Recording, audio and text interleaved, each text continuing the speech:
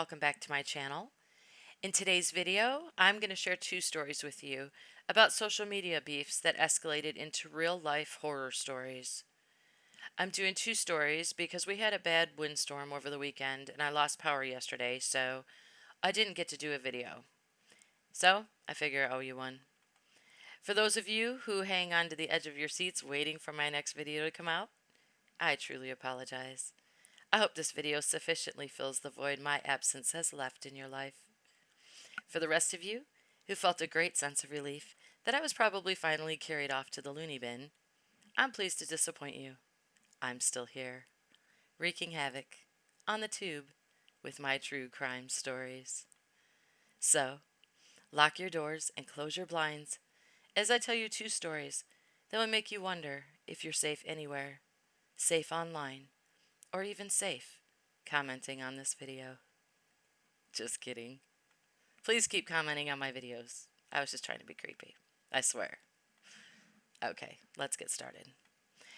Police in Polk City, Florida say emergency services were called to a home on November 9th of 2020 to help a woman who was critically injured after being run over by a van. After investigating, they found she was run over as a result of a feud her son was involved in that started on social media. Apparently her son, who was unnamed in the news, became involved in an argument with 15-year-old Kimberly Stone online. Stone threatened to put a hit out on the boy and have her boyfriend take care of it.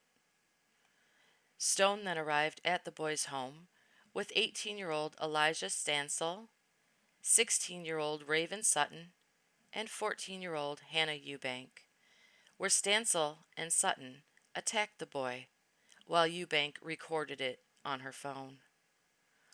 During the attack, the boy's mother and brother came home, and his mother tried to intervene and stop the attack. A Polk County utility employee saw the boy's mother chasing the kids as they ran to their van, then said he watched as the teens ran her over. He said he immediately called 911 for help and followed the teens in the van. He said they were in no hurry to get away and apparently had no clue he was following them, so he was able to give a description of the vehicle, plate number, and location of the teens so police could quickly apprehend them.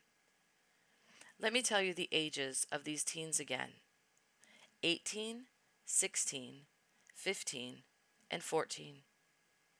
14. Now let me tell you what they've been charged with. They've all been charged with attempted felony murder and burglary with assault. Stansel was also charged with lewd and lascivious battery on a minor. 14, 15, and 16. Attempted felony murder. What the hell is happening to our kids? When my kids were 14, 15, and 16, they were skateboarding with their friends, trading Pokemon cards, and no doubt trying to figure out how to get the latest adult-rated video game past me without me catching it. These kids were putting hits out on people, attacking them, and committing attempted felony murder. The woman they ran over is currently in the ICU in critical condition with severe head injuries, a broken leg, and lung damage. Thank God the utility worker witnessed the attack and was brave enough to step in and help. I have no information on the condition of the boy who was attacked. The Polk County Sheriff said this was a coordinated, planned attack carried out by a group of teens who beat up a teen, then ran over his mother, leaving her for dead. I can't even fathom teenagers doing something so heinous. Our prayers are with this family. Unreal. And did you notice that the girl who put the hit out on the boy, Kimberly Stone, got everyone else to do her dirty work for her? She wasn't involved in attacking the boy or recording it. Her friends did it. She was just in the vehicle that ran the boy's mother over. She's 15, and she got 3 other idiots to attack a boy for her and run over and damn near kill his mother. Now, they're all being charged with attempted felony murder and burglary with assault.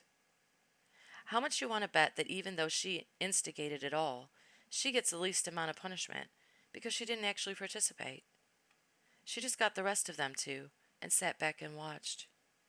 Now, on to our second story. A 16-year-old girl was shot and killed in Houston, Texas on October 23rd, 2020, after she was being harassed on Instagram. 16-year-old Maria Pratt told her family that she was getting horribly picked on social media, so much so that she would often cry about it. Pratt's cousin told police that the woman harassing Pratt was circulating photos of her on social media, saying she was a prostitute. Apparently, Pratt decided to fight back, and a fight started between the two on social media. On the day of the shooting, police say she was down the street from her home with friends when a man pulled up and he and three women got out of his vehicle. Witnesses say the man started shooting at Pratt and her friends, and Pratt was fatally shot. Two of her friends were also shot, but their wounds were not life-threatening. The shooter and the three women then got back into the car and fled the scene. Police arrested 24-year-old Kenny Charles Garrett on November 9th and charged him with murder, 2 counts of aggravated assault with a deadly weapon, and deadly conduct. They say they know the shooting death of Pratt was related to the social media beef, and although they didn't say whether one of the women in the car with the shooter was the woman harassing her, they did say the woman harassing her was a family member. Her own family member. I hate to say it, folks, but this is the world we currently live in. If your teens are being bullied on social media, don't think it's just teens. It'll go away. We don't live in that world anymore. We live in a world now where teens will swat your kids home if they lose a video game, put a hit out on your kid because they're arguing online, and harass and shoot at your kids because they don't like them. We no longer live in a world of screaming matches and fistfights after school. Don't kid yourself. You can no longer afford to tell your teen to just ignore it and it'll go away if they're involved in arguments or being bullied, because it won't. Now, it's going to be settled in a new and escalated way. And as parents, you better be ready for it. Think I'm over the top with this? I believe I've shared my story about my experience with this in a previous video, but back when my son was just in junior high, before swattings and hits became the new way for teens to settle arguments, I had 2 incidents that I had to deal with caused by girls who had crushes on my son. One was a threat to shoot him because he wasn't interested in her, and the second was a serious situation where I had to literally go after a girl's stepdad because he waited for my son after school to threaten him for breaking her heart. He threatened to break his neck. My son was 12 or 13 at the time. This man was supposed to be an adult. So don't think it can't happen to you. It happened to me. As a parent, in both cases, I had to make a decision. The easy one, ignore it and it'll go away. Or the hard one, step up and deal with it. Because I'm me, and I don't take too kindly to people messing with people I love, I chose the latter, both times. And you can fool yourself and believe the police are going to step up and stop any threats coming at your child. Or you can face reality and know they won't. They won't do a thing about it until something happens.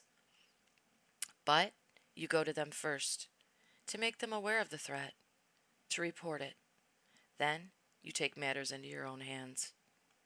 Now, I'm not going to go into detail about all the creative ways I dealt with those 2 girls and their families, but let's just say they were more afraid of me in the end than I was of them. I'm a firm believer in fighting fire with fire, and it can get ugly, don't get me wrong. But when your child's in danger, getting ugly should be the least of your worries. Piece of advice for all the moms out there who may be struggling with handling a situation like this? If you've never channeled your inner psycho bitch from hell, learn how to do it. 'Cause God forbid, one day you may need it. And don't you worry for 1 second what anyone thinks about it. You're a mom, and you just might be saving your child's life. Thank you so much for watching. I really appreciate it, and I'll see you on my next video.